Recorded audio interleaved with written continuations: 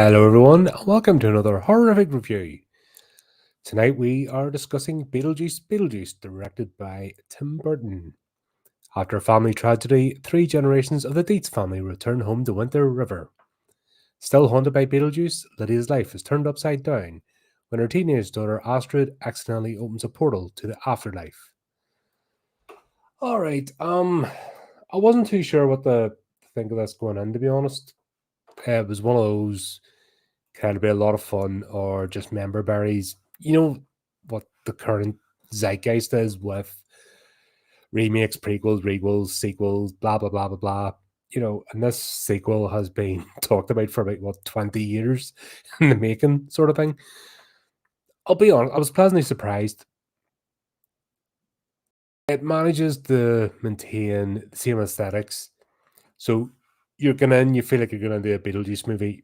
You're not going into some horrible facsimile or something wearing a Beetlejuice skin suit, if that makes sense. It actually feels like a continuation. What they've done, which is cool, is they've stuck with the time, as in it's now. So the events have happened. We're now in the future, so they haven't tried to do some strange retro thing or God, what does it do with other sequels? The sort of put in the time, make it really look younger. They've let people just they're adults now, they've aged, everything's carried on. And that was cool. I appreciated that.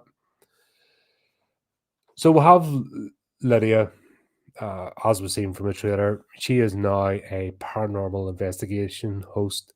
She has a really successful TV show. She's taken her experience. So it's almost like Stir of Echoes or The Sixth Sense. Lydia can see dead people, basically. And that carries on in their life. Of course, that makes her stand out a bit. That makes sense. And she's struggling. We find out as well that she has been seeing Beetlejuice, so it's not like she's gotten over all what happened. It's still lingering, so that's a clever thing as well.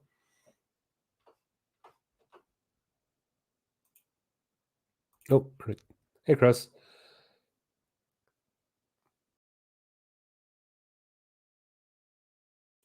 Yeah, so for the most part, I've enjoyed this movie. It's a popcorn flick. It's one of those don't take it too seriously type movies. It's not like deep lore, but they do break the lore a few times in this, which is a bit annoying considering how simple the original was. How they got certain bits wrong or messed up for the sake of a contrived plot is a bit much. The trailer is completely misleading. I'll I'll say that. Um, we start off actually in the underworld, believe it or not. And we get Danny DeVito.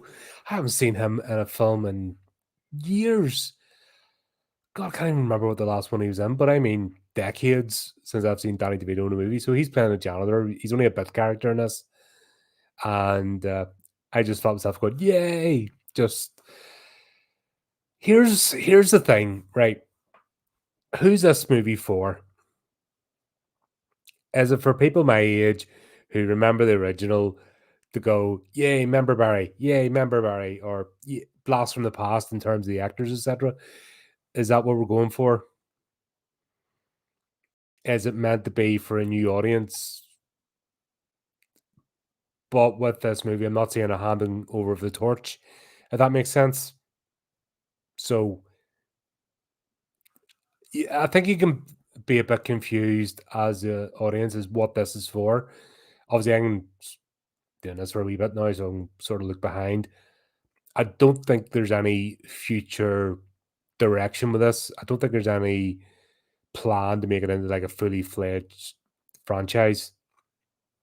I really do believe this is a one and done sort of sequel that was going to happen anyway. So Tim Burton thought he may as well get involved with it and get the gang back together because this really is sort of old Tim Burton esque. His old gang getting back together and his sort of new gang that he's built up sort of throwing them together, and there's a few love letters towards his older properties, especially with what do you call her, Olivia, the big bad, that was in the trailers.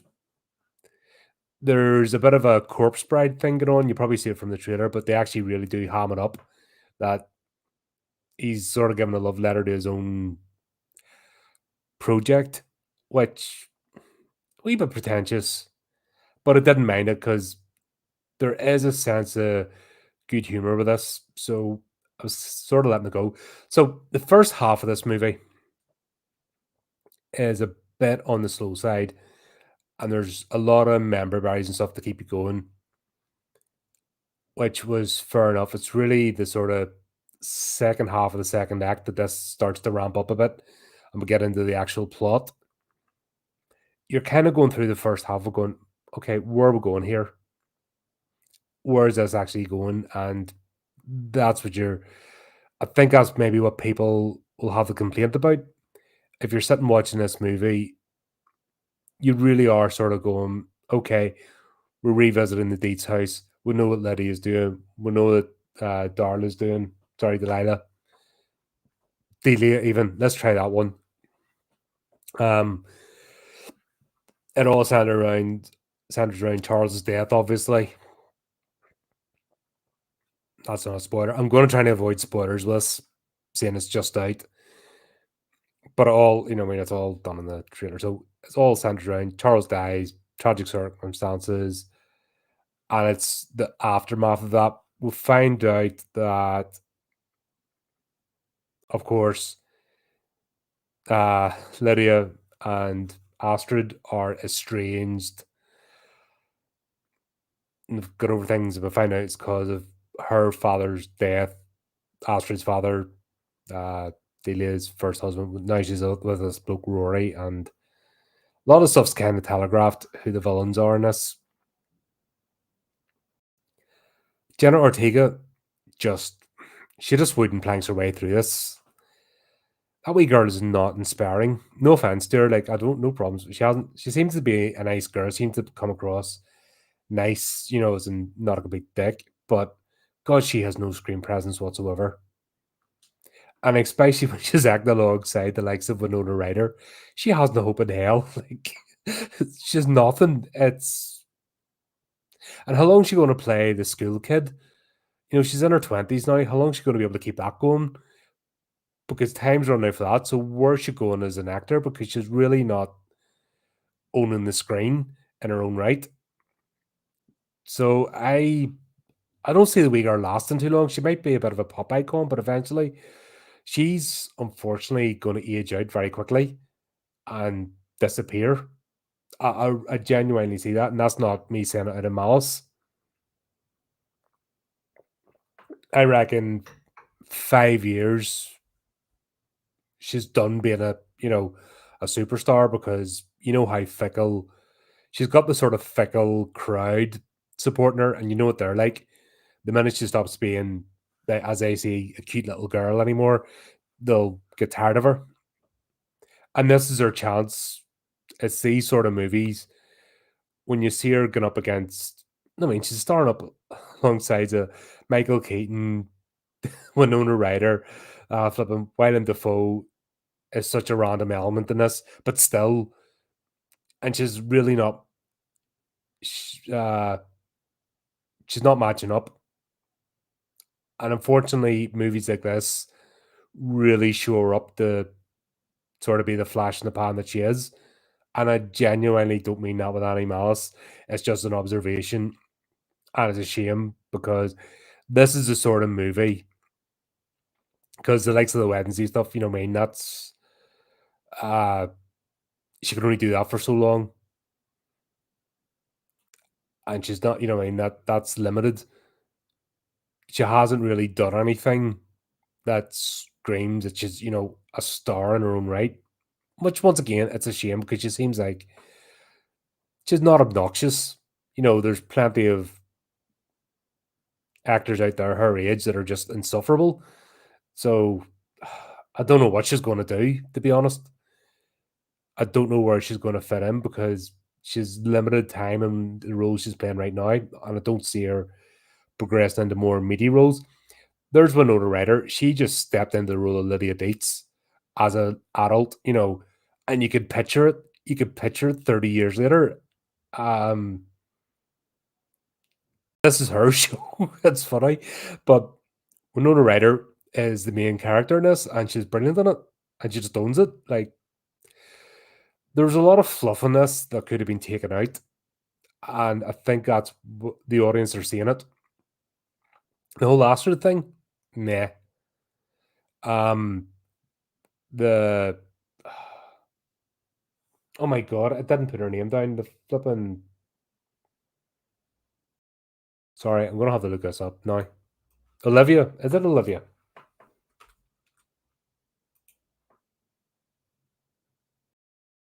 Astrid. Dolores. God's sake, I couldn't even get the flipping character's name right. Corpse Bride wannabe. Dolores is put out set up to be the big badness, and she isn't. She's a side plot. So all the things that the trailers are pointing to is nothing. Dolores really makes no impact on this whatsoever. Willem Dafoe's character is another side plot. Once again, adds nothing to it. Astrid, the whole storyline supposed to be centered around her. That doesn't happen till like halfway through the second act. And even then, it's nothing. This is purely Winona Ryder and Michael Keaton. This is those two revisiting their characters. And really, you don't need anything else in this. Is this oh, we need to market it to young people, so we need young people in it. Oh, we need to do this. Oh, this hasn't got legs. Did they not have confidence in those two as actors and reprise their characters that could carry this? Because honestly, it could be just me, but the way I see it, Beetlejuice returning to basically fulfill the bargain he had with Lydia and trying to woo her, so to speak, would have been a much better story. And just that alone, there was more than enough in this, especially like the first 40 minutes. Because I was looking at the time, 40 minutes into this, and the main plot doesn't happen. It's all the build up, and honestly, operating in the world, the underworld, and that, yeah, you can see it. Beetlejuice is the manager of one of the civil service departments. I think he took over from God, I can't remember her name. The character, that admonished him in the first one. He's kind of taken over her role, which is fair enough. They should have taken a few cues, I think, from the animated series. If you remember that. Yeah, I know I'm showing me age, but maybe there's a hint of a buddy cop movie here. And Lydia having to reach out to Beetlejuice one more time. That was a fun element, and it did harken back to that animated series, which was a lot of fun, but there was problems with it. It was a different company took over, that's why I had a different theme, etc. But that was a good stand, and there was more than enough to make an entire movie out of. We have a sort of convoluted plot, which really didn't need to happen. So I think that's where people are sort of going at this. It was a bit drawn out. When you think of the first one, how tight and there's something happening in every scene, and it was purely dark comedy. This is the same, but they've kind of. I think Tim Burton's there's a few scenes, and he's definitely taken some inspiration from likes of Sam Raimi, because they do jump up the gore factor a bit in this. There's some ropey CGI, but to make use of practical effects like Bob and the whole team. Actually, Bob's my favorite character in all this, and he gets done dirty. um, but the likes of Bob and his lot, they're using practical outfits, suits, and it's brilliant. And it's great to see that sort of physicality roaming about the place, as well as the CGI stuff. So they didn't go fully CGI, so I appreciate that. Let's see, what did it do? You've got Lydia is basically in an abusive relationship. You're like, oh god, where's this going to go? What's the point of this? Um, it's kind of telegraphed that this isn't going to, it isn't going to go well. Which is a bit of a, once again, it was a bit pointless. We had enough with the death of her husband, Astrid's father, and that's what the whole tension between them is. That would have been enough, but they've thrown other bits in. So there's too many subplots. I think that's what I'm trying to get my head around. Too many subplots, so you're kind of watching this going, okay, what am I meant to focus on? What's actually important here? And I think that's why people have a problem with it.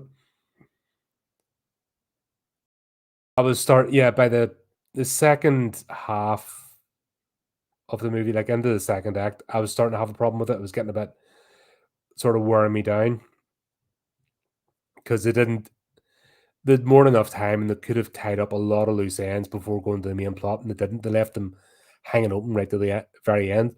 So you get this feeling of everything sort of being rushed to close it all down in the third act, and really you didn't get any sense of closure. If that makes sense, because it just felt, oh right, we've got to close this up, got to do this, got to tie this up, right? Okay, here's where we are, and then the movie just kind of stutters for the last 5 to 10 minutes. So it kind of ramps up, and then everything gets resolved, and then it kind of just sort of meanders on for a bit, and sort of hints that there might be a sequel. Or I don't think it's gonna. I don't think a sequel would be any good for this. I think they've done this now.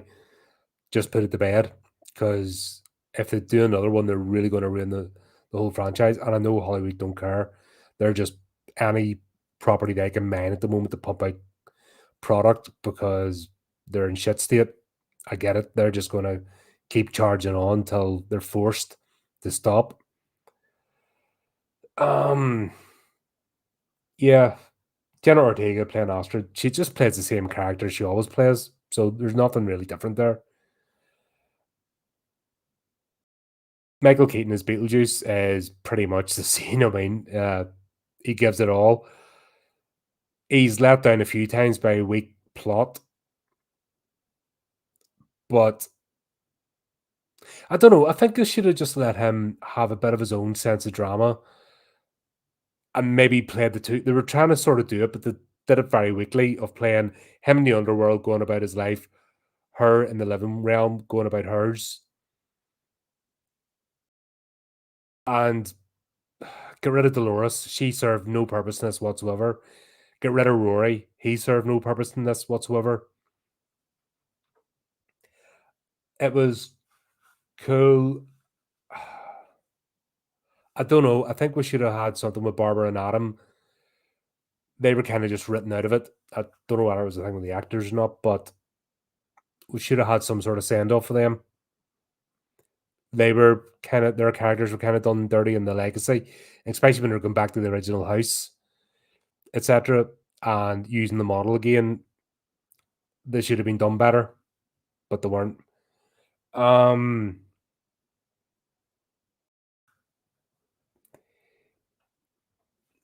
you can kind of see after the funeral, Delia and Lydia having this sort of glib attitude towards death because they both seen the afterlife, so it kind of makes sense.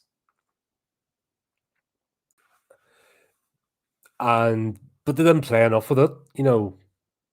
There wasn't. This should have been a bit more lighthearted. I think he's trying to take a more serious tone, and with that, they lost the lightheartedness of what the original movie was about. Like, let's be honest, the original movie was goofy fun. I think they're trying to make us a bit darker. Oh god, what do you call that one with Johnny Depp? The vampire one. Bit more like that. I think that's the direction Burton was going. Let's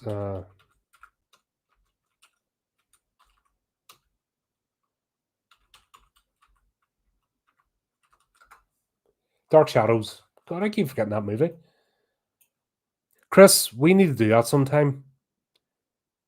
I think we need to add that to the list. I think we need to do Dark Shadows because I haven't seen that in years. But I think that was more of the vibe he was trying to go for. That sort of, where he takes his goofy comedy up to like the darker level with this, and you can see it detracting from the tone.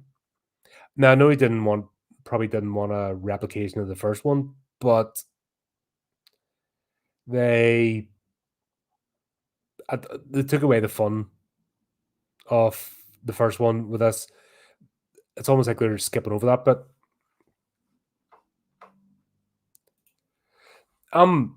What they did in this, they were sort of poking fun at the messaging and a lot of the buzz terms and stuff.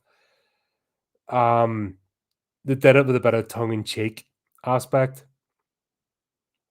but once again, it wasn't. This isn't what this movie's problem is. The movie's problem is it's overconvoluted. They threw too much in, threw too much mud at the wall, and not enough of it sticking. I think, and this has been my problem with sort of modern movies, is they're trying to overcomplicate things. They're trying to build lore where there's no lore, and they don't have confidence in simple premises. I think that's what it is. I think it's a lack of confidence, and you see it in writing as well. People at the moment seem to be obsessed with becoming some sort of pseudo intellectual, and with that, they're I must make this super complicated. I must throw lots of things in because a simple plot, people it just doesn't cut it anymore. And they're doing the opposite. They're actually making their stories fall apart. Where sometimes just a simple premise does the job, but a simple premise can be done well. As they always say, it's a sign of intelligence if you take a complicated thing and break it down so it's simple for folks to understand. That's a sign of intelligence. When someone's giving you word soup and throwing terms at you, they're usually masking that they don't really understand. They're just repeating a lot of stuff and they don't actually understand what they're talking about. I think that's the same with storytelling and movies. Now, there is this culture of, we must show that we are intelligent, we must show that we are big brain, and we can't show it, so we'll have to tell it. And this is where sort of movies, I guess, derail. Um, Charles ends up in the underworld, and to me, it was a bit of a waste because it didn't make once again it threw that bit of his character in, but they didn't do anything with it. Now, could they not get the actor? Could they? Could they only get him in a voice role capacity? I don't know. I didn't look that up, but like I said, I just watched the movie and came back, so I thought may as well talk about it. Obviously, something went on with the actor, but they had him as a character in this after death, but they didn't make any use of him. So once again, there's another side plot that was thrown into this, but there's no real payoff. Delia, I actually liked her in this. She had a great role. When you think of how obnoxious she was in the first one, she's almost come full circle. Now she's still artsy fartsy type and all that kind of stuff, but she's more a grounded character. She's a more likable character in this. If that makes sense. She's um she's the grounded one while Lydia's losing her mind. Lydia in this reminds me of her Stranger Things character. She's playing more into that than Lydia for parts of it, but other parts she's perfect. You know what I mean? She's perfectly falling back in, but she's kind of, and I think it's a script that's kind of leading her in that direction, which is a bit of a shame. But Delia, it showed to be a good grandmother figure. Maybe not a good stepmother figure in the first movie, but she's an excellent grandmother figure. But once again, the they overcomplicated her role in it, and you didn't get any payoff. So I don't know. Hey, Michael. Right. So I'm kind of, you'd probably noticed by the stream, I'm kind of trying to think it out. Did I really like this movie or not? On the surface level, yeah, I enjoyed it. It's a popcorn flick. It's switch your brain off, and there's lots of key jangling that makes you go, haha, back in the day, that sort of stuff for the original. But is it going to be rewatchable? That's the question, isn't it? I can stick on Beetlejuice 100 times and not get bored. I can stick it on every time and like still laugh at it and get it, and it's just that right amount of fun with the right amount of tension, but silly tension that, oh, that was a fun movie. Oh yeah, I remember that. Let's stick it on again. This one, I don't know. I don't know if I'm going to feel the need to stick it on again. I don't feel the need. Like, I'm not going to buy it as a DVD or, sorry, Blu-ray. I'm not going to have it in the collection. I really, I would pick up the original quick. You know what I mean? If I saw the two of them on a shelf at the same price, I would grab the original, just as an acid test. If they're both on, say they're both 9.99 each, and I had a tenner in my wallet for that, just as a hypothetical situation. And I was like, am I going to buy Beetlejuice or Beetlejuice Beetlejuice? I'm going to buy the first one because it's chicken soup for the soul, sort of thing. I know what I'm getting. This one, there's too much of them going, what are you doing that for? Uh, sorry, Michael, I said just before you come in, both Michael Keaton and Winona Ryder are brilliant. They own this movie. They didn't need the extra cast. It could have just been these two. I almost said, they could go back to the animated series. They could have done that. They could have done one of those adventures and just jimmying it up a bit for the cinema audience. Job done. The rest of the cast was superfluous. It really was. But that's the only reason we're watching this movie. Let's be honest. We're only watching this movie to see Michael Keaton and Winona Ryder back in the saddle again, playing out their roles. And we get that. What I'm glad is they didn't sideline those two. This is a good thing about the movie. The original cast, um, like Charles was, wasted storyline, but Delia, Lydia, Beetlejuice, absolutely fantastic, and they carried the movie. This movie is worth watching for those three. Honestly, the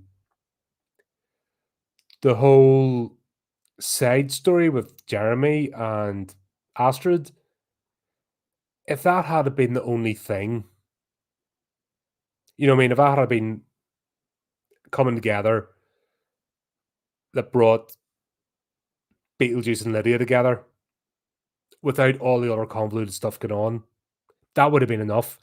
I think that would have been enough to make an excellent sequel, and everyone would have been happy. So, William Dafoe's character, the Dolores character, even Charles being in it, flopping about the place, um, strip all that away and just have Beetlejuice operating in the underworld, Lydia operating in the living world.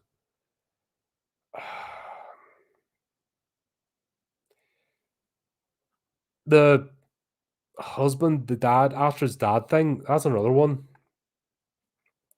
And this is where they break lore. And they even break up with Beetlejuice. Let's be honest, they break up with Beetlejuice as well. In the first movie, it's very clearly stated, and I mean, it's not even just a throwaway line, but if you top yourself, that's how your punishment is. You end up being a civil servant in the afterlife. That is very clear. And the whole point of ghosts are people taken before their time and having unresolved issues. So the fact that people have had accidents, I must say that that's all played through very cleverly in the original. The break that with this because they bring in Astrid's father, they bring in a bunch of others, and they don't really. Once again, it just muddies the water. It doesn't add to the plot. Why is he? I'll not spoil it. Sorry, I know it's only out. But what to do with his character doesn't make sense for him to be in the situation he's in, and it's almost like there's too much going on. That's my biggest takeaway from this. There's too much going on and too much unnecessary stuff going on. It's a sequel that screams of lacking confidence in itself.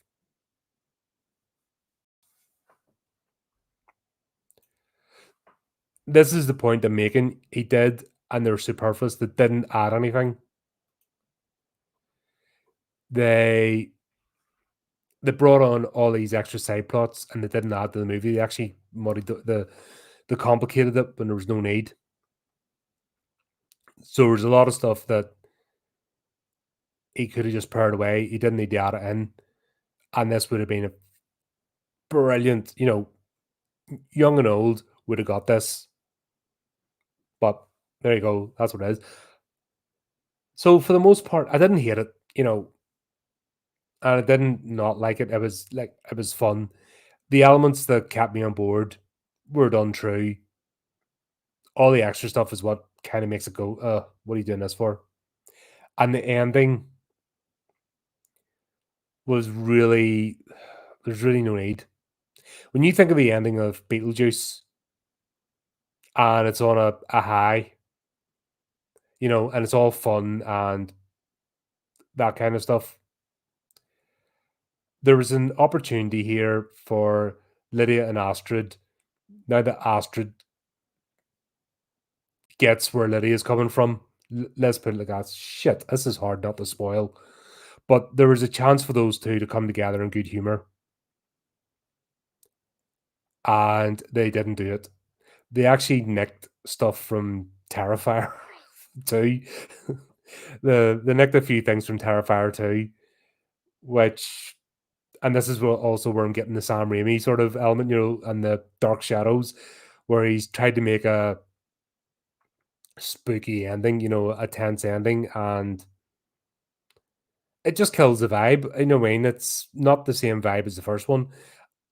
And that's where I'm saying a third one of this would just ruin it completely. There's nowhere else to go. And if they try to do a third one, it'll be so forced and contrived, it will fail. And that's my prediction. So there you go. That's that. I'll not go on anymore because I'll end up spoiling the movie and I don't want to. Or hang on. Say the first movie fact. Yes, there's. Yes, because it's leading on from the events of the first movie, but it's like a 30-year gap. So yes, the first movie is still relevant, but they just added too much stuff in that just lack of confidence in it. So they thought they had to throw loads of stuff in, and they didn't. But there you go. There's that. I'll stop there and behave myself, or else I end up just dodging around and then accidentally spoiling the whole plot. It's worth seeing. If you're on the fence, maybe wait till it comes out in streaming. If you're on the fence and you're wondering about going to see it, maybe don't go to the cinema. You might be disappointed. However, if you want to do it, if you want a night out or an afternoon out or a Saturday, take the kid. Would you take kids to this? Don't know what's the age written on it. It's not a family movie. It's a adult sort of movie. No, he didn't write it. Alfred Gough, Miles Miller, and Seth Graham Smith. There's 3 writers in this. There's your problem. There's 3 writers. That's why you have so much stuff going on. This has been made by committee. I think Tim Burton got involved because maybe he didn't want it completely destroyed. And it probably could have been a lot worse if he hadn't been involved. And I think he was there to maybe hold back a tide. So yeah, there's your problem. Too many writers. And it's not the original vision. But Tim Burton did a decent enough job bringing it back, as much as possible to the original vision. But there's too much. The fun vibe kind of isn't there. There are a few chuckles, but it's not the same lighthearted. They're trying to go on a darker road with it, and there was no need. Anyway, there you go. I'll stop there this time. I'm doing it. Thanks everyone for tuning in, and until next time, keep up the channel, do the typical things, and remember to keep it creepy, keep it horrific.